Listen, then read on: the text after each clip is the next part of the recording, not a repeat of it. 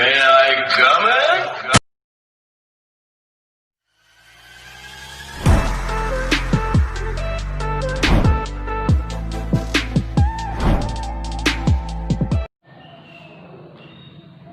Good morning everyone.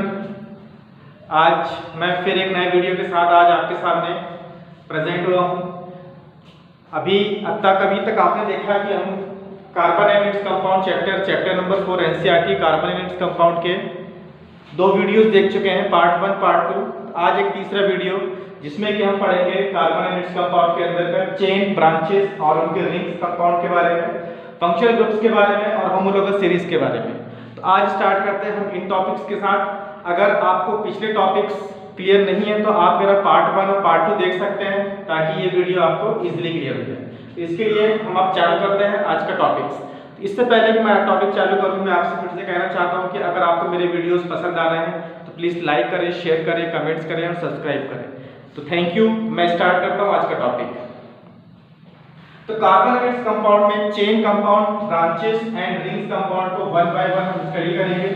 सबसे पहले देख लेते हैं हम ब्रांच कंपाउंड। ओके, सबसे पहले हम देखेंगे चेन कंपाउंड्स। चेन्स में क्या होता है? चेन कंपाउंड वो कंपाउंड होते हैं जिसमें कार्बन दूसरे कार्बन एटम के साथ चेन के साथ 1 बाय 1 ऐड होते जाते हैं और नया कंपाउंड फॉर्मेशन होता है। जैसे कि हमने देखा था पिछले हमारे पार्ट में हमने देखा था किस प्रकार से कैटेनेशन की प्रॉपर्टी होती है। तो जब कार्बन के साथ स्ट्रेट चेन में कंपाउंड बनाता है तो ये कंपाउंड कहलाते हैं स्ट्रेट चेन कंपाउंड। ओके, तो इसमें देख लीजिए किस प्रकार से है। जैसा कि आपको मालूम है कि कार्बन की वैलेंसी 4 होती है। आप वैलेंसी सेटिस्फाइड करते जाइए। जहां कार्बन की वैलेंसी सेटिस्फाइड नहीं है उसको हाइड्रोजन के हेल्प से हम सेटिस्फाई करते हैं। तो यहाँ पर आप देख रहे हो कि कार्बन 1 2 3 4 5 6, यहाँ 6 कार्बन है, इसलिए इसका नेम है नॉर्मल हेक्सेन।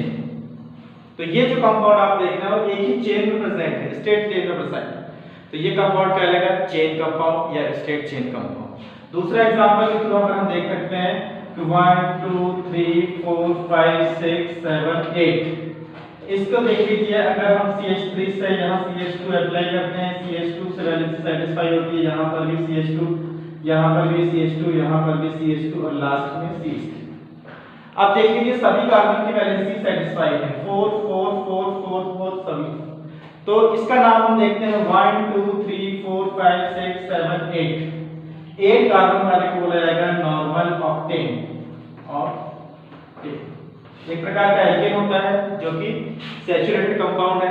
दोनों सैचुरेटेड के एग्जांपल भी हैं, एल्केन के एग्जांपल भी हैं, क्योंकि हम इसमें देख रहे हैं कि स्ट्रेट चेन में एक कार्बन दूसरे कार्बन के साथ जुड़ के लॉन्ग चेन बना रहा है, कैटेनेशन कर रहा है, इसलिए इस कंपाउंड्स को बोला जाता है चेन कंपाउंड्स। तो सेकंड हम देखते हैं ब्रांचेस के बारे में। स्टूडेंट्स, ब्रांच कंपाउंड क्या होते हैं? ब्रांचेस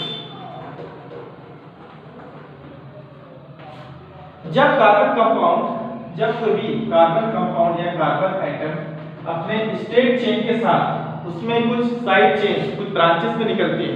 साइड चेन मतलब अगर हम यहाँ पर एक कार्बन जोड़ देते हैं तो ये जो कार्बन अगर जुड़ा हुआ है, इस कार्बन को अगर हम देखते हैं तो ये मेन चेन है हमारी, this is your main chain.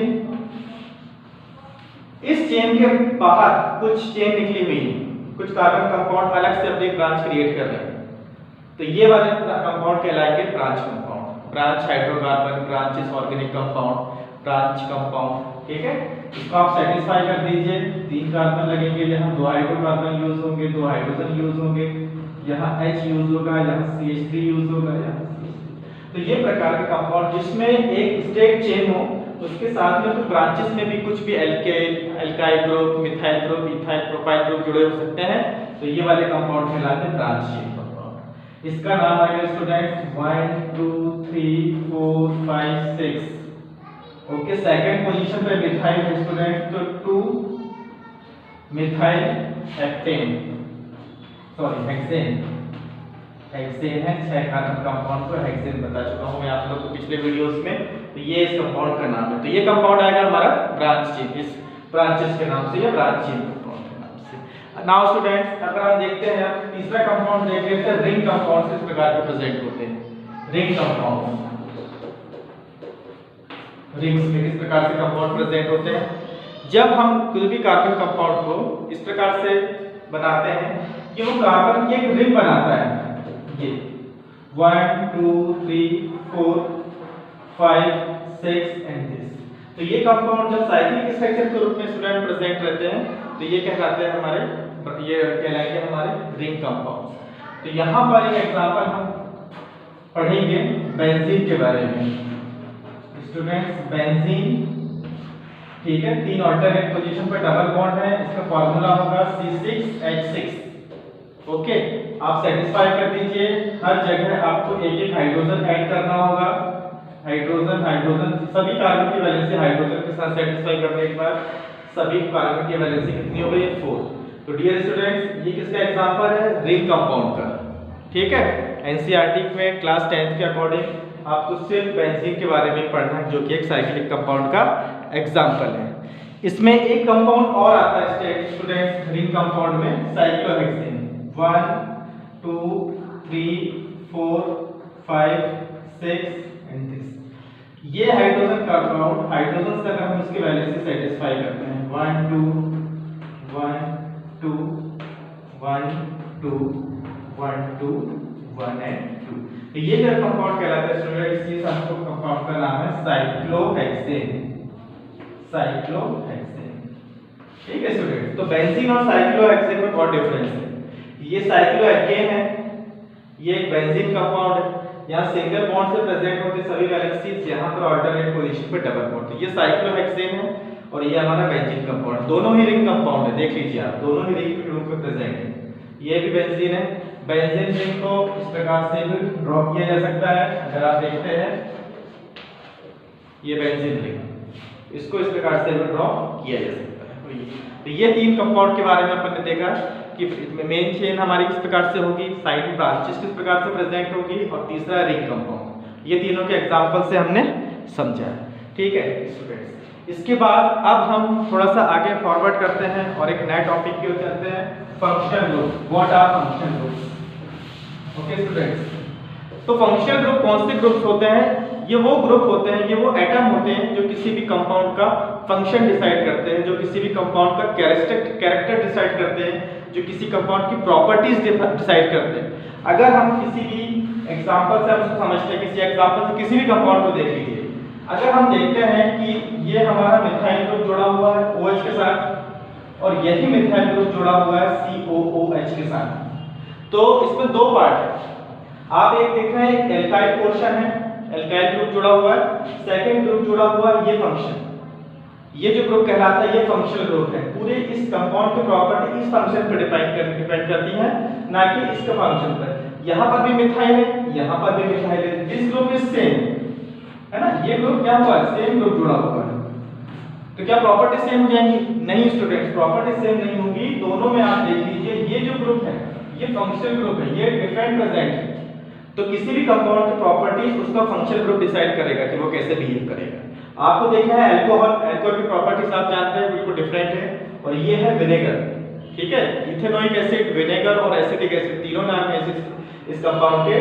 तो दोनों का डिफरेंट बिहेवियर है, लेकिन इस बिहेवियर के लिए रिस्पांसिबल कौन है?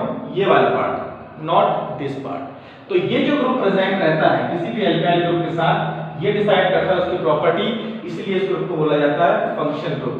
तो द ग्रुप और atom which decides the property of the organic compound और that compound, that group is called functional group. तो किसी भी कंपाउंड में वो ग्रुप जो उसकी प्रॉपर्टी या उसके कैरेक्टरिस्टिक डिसाइड करते हैं, वो कंपाउंड के वो एटम्स या ग्रुप कहलाते हैं फंक्शनल ग्रुप। तो ये दोनों फंक्शनल ग्रुप है। ओके स्टूडेंट, दूसरा एग्जांपल से अगर हम और देख लेते हैं, मिथाइल क्लोराइड, और अगर हम मिथाइल के साथ दूसरा फंक्शनल ग्रुप ले लेते हैं एल्डिहाइड। तो यहाँ पर भी आप देख रहे हैं ये वाला कंपाउंड और ये कंपाउंड दोनों मिथाइल है। इन दोनों के ऊपर प्रॉपर्टीज डिपेंड नहीं करती है कंपाउंड की प्रॉपर्टी डिपेंड करती है इस वाले पार्ट जो कि है इसका फंक्शनल ग्रुप। ठीक है, तो ये डिसाइड करेगा इस मिथाइल की प्रॉपर्टी की किस प्रकार से हो। तो मिथाइल क्लोराइड और मिथाइल एल्डिहाइड या एसिड एल्डिहाइड, तो ये जो ग्रुप है इन ग्रुप को बोला जाता है फंक्शनल ग्रुप, क्योंकि इन्हीं ग्रुप के ऊपर डिपेंड करती है इन कंपाउंड्स की प्रॉपर्टी। तो ये फंक्शनल ग्रुप क्लियर हुआ स्टूडेंट्स। तो इस फंक्शनल ग्रुप के कुछ कुछ एग्जांपल हैं कौन कौन से फंक्शनल ग्रुप हैं। एनसीईआरटी में टेबल दिया हुआ है। एनसीईआरटी में टेबल 4.3 एनसीईआरटी में टेबल 4.3 में कुछ फंक्शनल ग्रुप दिए हुए हैं। उस फंक्शनल ग्रुप की टेबल हम फिर से बना लेते हैं एक बार और देख लेते हैं। एटम्स है ना, कौन कौन से फंक्शनल ग्रुप हैं, उनके स्ट्रक्चर क्या है, किस प्रकार से वो प्रेजेंट हैं, ये देख लेते हैं। ठीक है, तो सबसे पहले देखते हैं कंपाउंड्स कौन कौन से हैं और उनके फंक्शनल ग्रुप के स्ट्रक्चर देख लेते हैं। ठीक है, तो सबसे पहला हम देख लेंगे, ठीक है, तो सबसे पहला फंक्शनल ग्रुप है number 1 halogen. Halogen, okay, halogen को रिप्रेजेंट किया जाता है X से। ओके, जनरली Cl, ब्रोमो और आयोडो लिया जाता है, फ्लोरीन भी लिया जाता है, डिफरेंट केसेस देखते हैं। सेकंड पे है अल्कोहल, अल्कोहल फंक्शनल ग्रुप है। थर्ड पे हम देख लेते हैं एल्डिहाइड। फोर्थ नंबर पे कीटोन्स और 5 नंबर पे कार्बोक्सिलिक एसिड। कार्बोक्सिलिक एसिड, ये 5 ग्रुप प्रेजेंट है, ये फंक्शनल ग्रुप है प्रेजेंट है। इनके अगर आप देखते हैं, इनके हम स्ट्रक्चर देख लेते हैं, तो फॉर्मूले भी देख लेंगे। आप इनका फॉर्मूला देख लीजिए। इनके फॉर्मूले हेलोजन को जनरली हम X से रिप्रेजेंट करते हैं, जनरली हम इसको X से ही रिप्रेजेंट करते हैं।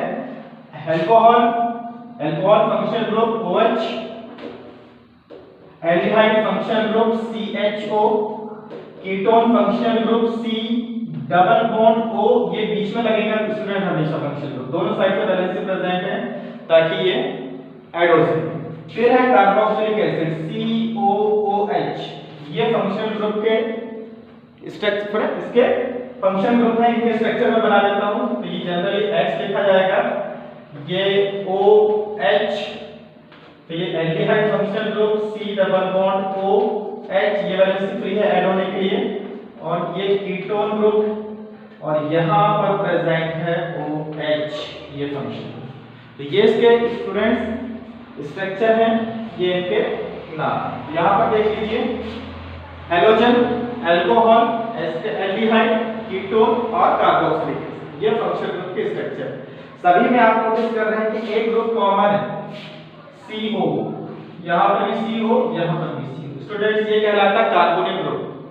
ओके, इस स्टूडेंट है ना, स्टूडेंट्स इसका नाम है कार्बोनिल। ठीक है, कार्बोनिल ग्रुप ये प्रेजेंट है, ये फंक्शनल ग्रुप है। इनके आपको याद रखिएगा कि इस फंक्शनल ग्रुप को किस प्रकार से रिप्रेजेंट किया जाता है। ओके, अब हम देखते हैं होमोलोगस सीरीज के बारे में। What is homologous series? Homologous series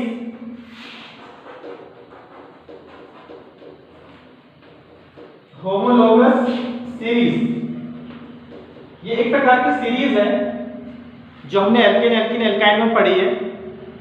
ऊपर से शुरू होगी, नीचे तक जाएगी और इनके बीच में एक प्रॉपर डिफरेंस रहता है CH2 का। तो वो सीरीज जिसमें CH2 का डिफरेंस होता है वो सीरीज कहलाएगी होमोलोगस सीरीज। ठीक है, पहले एग्जांपल से अपन क्लियर करते हैं। स्टूडेंट्स, आपने एल्कीन एल्काइन सबने देखा है, एल्केन एल्कीन और एल्काइन। ठीक है, ये सीरीज तीनों में काम करेगी और किसी भी फंक्शनल ग्रुप के साथ में भी काम करेगी। अगर हम यहां पर देखते हैं, इसका जनरल फार्मूला हमने आपको बताया था CnH2+2, इसका जनरल फार्मूला था CN2N और इसका जनरल फार्मूला था CnH2n-2। अगर हम यहां n की वैल्यू रखते हैं 1, n = 1, n = 2, n = 3, n = 4 और n = 5। n = 1 में अगर हम देखते हैं तो आ जाता है CH4, 2 में C2H6, C3H8, C4H10 और C5H12। यहाँ पर देख लीजिए आप, इन दोनों कंपाउंड्स के बीच में कितने का डिफरेंस आ रहा है? CH2, यहाँ पर भी CH2, यहाँ पर भी CH2, यहाँ पर भी CH2 का डिफरेंस है। तो सभी में आप देख रहे हैं सीरीज में कितने का डिफरेंस आ रहा है? एक कार्बन और 2 हाइड्रोजन। तो ये जो एक सीरीज है, जो कॉन्जिक्यूटिव मेंबर की एक सीरीज जिसमें CH2 का डिफरेंस होता है, वो सीरीज कहलाती है हमारी होमोलोगस सीरीज। ठीक है, the series of alkane, alkene, alkyne और any functional group in which all the elements are present in their consecutive way, then their difference should be CH2. Such type of series is called homologous series. अगर कोई भी series इस प्रकार से arrangement है कि वो एक कॉन्जिक्यूटिव वे में लगातार वे में प्रेजेंट है n = 1 2 3 4 करके, तो उनके किन्हीं भी दो लगातार मेंबर के बीच में जब CH2 का डिफरेंस होता है तो वो सीरीज कहलाती है होमोलोगस सीरीज। ये सीरीज आगे तक चल सकती है, डेकेड तक आप जा सकते हैं, ठीक है। एल्कीन में भी अगर आप देखेंगे तो ये सीरीज वर्क करेगी। अगर आप n = 1 लेते हैं, ठीक है, तो C2H4 C3H6 C4H8 C5H10। Okay students, तो आप देखिए यहाँ पर इन दोनों के बीच में भी CH2 का डिफरेंस आ रहा है, इन दोनों के बीच में भी CH2 का डिफरेंस है, इन दोनों के बीच में भी CH2 का डिफरेंस है। तो ये एल्कीन की एक जनरल सीरीज है, इथीन, ओके, इथीन, प्रोपीन, तो ठीक है, और ये ब्यूटीन और पेंटीन, इसमें भी आप CH2 का डिफरेंस देख रहे हैं, क्योंकि ये सीरीज एक एक करके इंक्रीज हो रही है, लगातार मेंबर इंक्रीज हो रहे हैं, n = 1 n = 3 n = 4 n = 5। तो यहाँ पे दो लगातार मेंबर्स के बीच में देखिए आप CH2 का डिफरेंस आ रहा है, मतलब एल्कीन की ये सीरीज भी एक प्रकार की होमोलोगस सीरीज है। क्या ये सीरीज एल्काइन में भी काम करती है, ये चेक कर लेते हैं हम। तो अगर हम देखते हैं तो यहाँ पर आएगा n = अगर हम 1 रखते हैं तो C1 C ओके N2, ठीक है, एल्काइन में पार्ट 1 जो है n = 1 में कंपाउंड एग्जिस्ट नहीं करता है। n = 2 में देख लीजिए, n = 2 में हम रखते हैं C2H will be 2। n = अगर हम 3 रखते हैं तो C की वैल्यू 3 और यहाँ पर 3 रखेंगे तो 3 2 6 6 and 4। यहाँ पर अगर स्टूडेंट हम देखते हैं n = 4 रखते हैं तो कार्बन 4 हो जाएंगे, 4 2 8 8 - 2 6। n = 5 अगर स्टूडेंट हम रखते हैं तो कार्बन 5 5 3 10 और 2 8। तो इसमें सीरीज में भी अगर आप देखेंगे तो इन दोनों कंपाउंड के बीच में CH2, इन दोनों के बीच में भी CH2 और इन दोनों के बीच में भी CH2 का डिफरेंस आ रहा है। तो ये जो सीरीज बन रही है ये वाली सीरीज कहलाएगी होमोलोगस सीरीज। तो मतलब कोई भी सीरीज हो, एल्केन हो, एल्कीन हो, एल्काइन हो, किसी भी सीरीज में आप देख रहे हो कि हमेशा किसका डिफरेंस आ रहा है, CH2 का। CH2 का डिफरेंस आता है किन्हीं भी लगातार मेंबर्स अगर किसी भी सीरीज में प्रेजेंट है, इसलिए ये तीनों सीरीज क्या है, होमोलोगस सीरीज है। तो व्हाट इज होमोलोगस सीरीज? वो सीरीज जिसमें किसी भी कार्बन कंपाउंड लगातार एक प्रकार से लगातार इंक्रीजिंग ऑर्डर में प्रेजेंट रहते हैं, एक सीरीज में प्रेजेंट रहते हैं और जिनके बीच में CH2 का डिफरेंस होता है, वो सीरीज कहलाती है होमोलोगस सीरीज। तो ये था होमोलोगस सीरीज में बेटा कितने का डिफरेंस आएगा मॉलिक्यूलर मास में, कार्बन और हाइड्रोजन का डिफरेंस आ रहा है सभी में। कार्बन का एटॉमिक मास 12, हाइड्रोजन का एटॉमिक मास 1 × 1 = 14। तो 14 का जो डिफरेंस आता है यूनिट का या एटॉमिक मास यूनिट का डिफरेंस आता है होमोलोगस सीरीज में। इस चीज को आप याद रखिएगा कि ये सीरीज होमोलोगस है। तो स्टूडेंट्स आज के लिए बस इतना ही, नेक्स्ट वीडियो में फिर आपसे मुलाकात होगी। तब तक के लिए वीडियोस देखते रहें, लाइक करें, सब्सक्राइब करें। कोई प्रॉब्लम है तो फिर कमेंट बॉक्स में कमेंट लिखें ताकि फिर हम उसको आपको इम्प्रूवमेंट करके हम आपका आंसर दे सकते हैं। Okay, thank you students.